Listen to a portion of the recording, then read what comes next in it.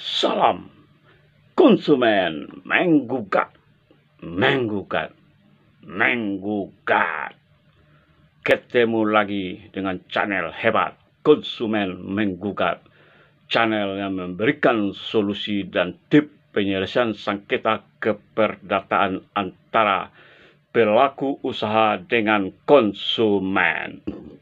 Hold, jangan lupa subscribe, like, dan tekan tanda lonceng untuk menandakan kehadiran saya di mata Anda. Debitur wan prestasi wajib diberikan surat peringatan.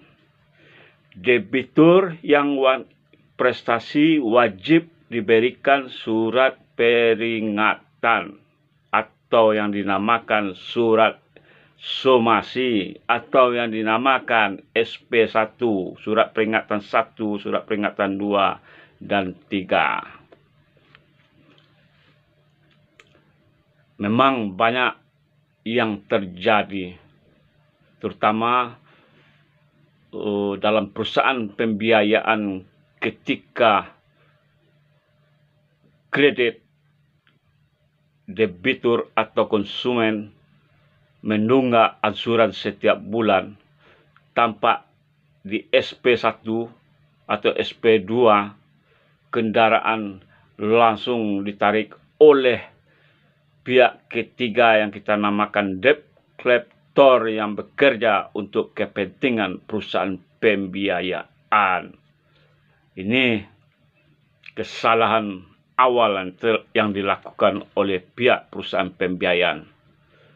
Jadi perjanjian pembiayaan antara perusahaan pembiayaan dengan debitur tidak luput dari kelalaian ingkar janji.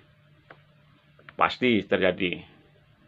Namun dalam hal debitur wan prestasi atau ingkar janji tersebut, otoritas jasa keuangan mengatur cara penagihan sebagaimana pasal 47 Peraturan OJK nomor 35 tahun 2018 tentang penyelenggaraan usaha perusahaan pembiayaan. Apa yang diatur oleh peraturan OJK tersebut? Ayat 1. Dalam hal debitur wan prestasi, perusahaan pembiayaan wajib melakukan penagihan paling sedikit dengan memberikan surat peringatan sesuai dengan jangka waktu dalam perjanjian pembiayaan.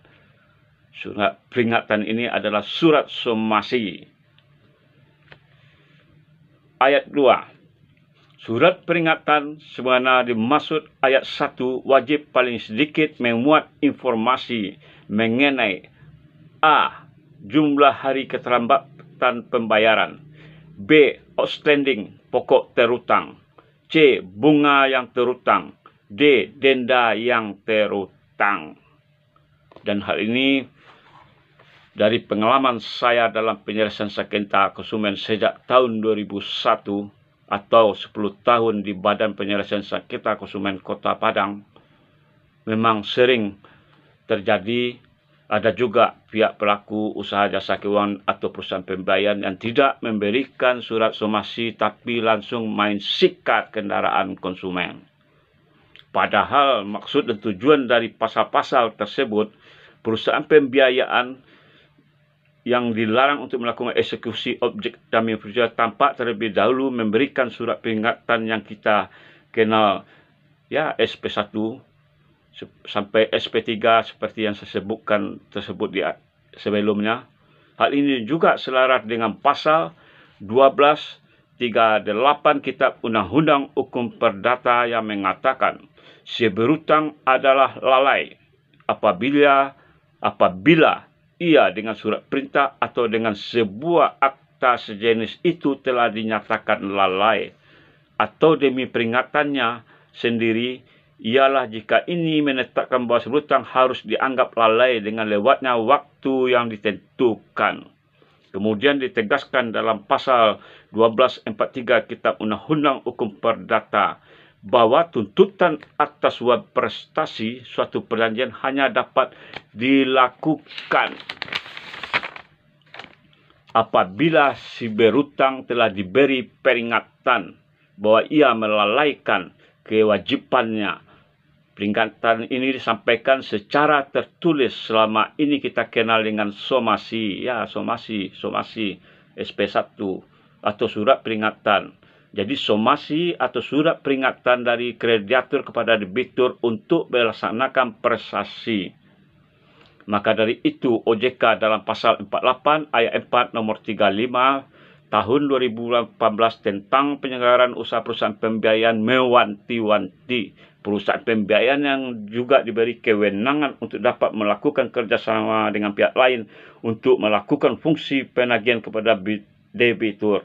Namun perusahaan pembiayaan wajib bertanggung jawab penuh atas segala dampak yang ditimbulkan dari kerjasama dengan pihak lain sebagaimana dimaksud pada ayat 1. Ya, betul perusahaan pembiayaan bisa bekerja sama dengan pihak lain atau kita namakan pihak ketiga atau debitur yang melakukan penarikan, tapi seluruh tanggung jawab di dalam peraturan OJK dibebani kepada perusahaan pembiayaan.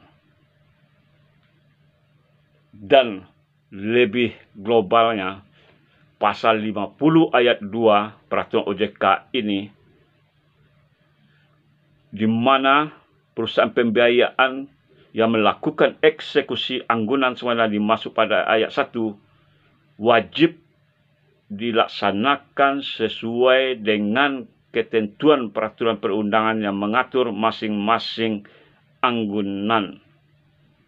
Wajib dilaksanakan sesuai dengan ketentuan peraturan perundang-undangan yang mengatur masing-masing anggunan. Saya rasa ini sama juga dengan lahirnya putusan Mahkamah Konstitusi nomor 18 tahun 2019 yang dibacakan oleh Majelis Hakim Konstitusi tanggal 6 Januari tahun 2020. Bahwa kalau konsumen tidak memberikan dengan secara sukarela, maka tidak ada lagi masalah penarikan. Pihak perusahaan pembiayaan untuk menindaklanjuti boleh mengajukan apakah itu gugatan atau permohonan kepada pengadilan negeri setempat. Jadi saya rasa ketentuan peraturan perundang-undangan lain tersebut adalah seperti putusan Mahkamah Konstitusi tersebut. Salam.